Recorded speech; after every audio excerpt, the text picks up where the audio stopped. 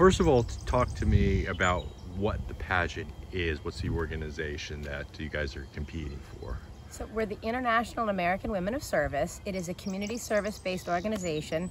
We're 40% interview-based, and then the rest is really our activities in the community, what we're doing with our area of concern or our platform, and just really it's more about how are we making a difference. Now, I mean, speaking of the platforms, do you guys have specific platforms, separate platforms? What are they? So for me, I am the founder and writer for We Aim to Slay, a fashion and lifestyle blog dedicated to reinforcing the idea that true beauty stems from having confidence in yourself. This is sort of the basis of my platform, and I use it to share my message of believing in yourself and living authentically to an international readership. So my platform actually jumps off of the pageant's national and international platform is Crown Cares, which is a Crossroads 501c3 program creating respectful environments in schools and societies.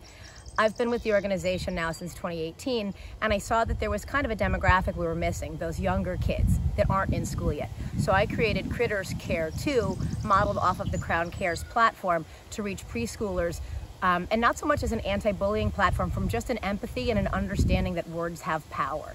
So I go to schools and preschools, meet with the kids with snakes, spiders, lizards, and rats, and let them kind of free speech, and then we come back and talk about the choices of our words.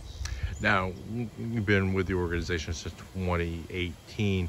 I mean, what do you, and this goes for both of you, is what do you like about the organization's message, what they do for work? I mean, as opposed, you know, there was something that drew them to you. So for me, the first time I experienced the pageant, my friend Lori suggested I check it out, and I knew nothing about it. And it was the best pageant experience I've ever had, regardless of whether it was with my daughters. And we've been doing pageantry for 16 years now as a family.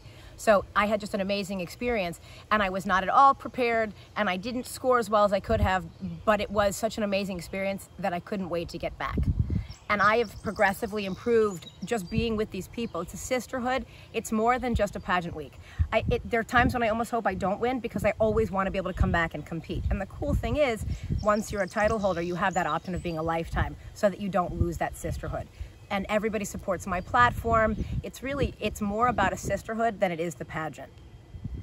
And this is my first time competing for this system. I'm new this year, and I've just really been enjoying how much of the focus is, as you were saying, on community service. Yeah. I mean, one of the credos of the pageant is helping to empower women and young girls to be themselves and to live. That's the whole message behind what I do every day, both with my blog and in my life, just being yourself and being confidently, authentically you. And so that's what really drew me. Now, is this the first time you guys have been in a pageant together at the same time? Yes. I mean, are you competing against each other, or? No, so we're competing in two different age divisions, or categories rather. It's not explicitly by age. So I'm competing as Mrs. Connecticut, because I just got married. It'll be 2 years ago in August. And she is our Classic Connecticut. I turned 52 recently, so Classic is 50 and up, and I love the Classic division. It's my favorite division. I feel like we're a little bit more free and open to who we are, so it's much more silly, much more relaxed. I think these guys are a little bit more intense, whereas we're in it much more for the enjoyment of it, because we are kind of in a different place in our lives. Now, I mean, how interesting, fun, weird is it for you guys to be in the same pageant at the same time?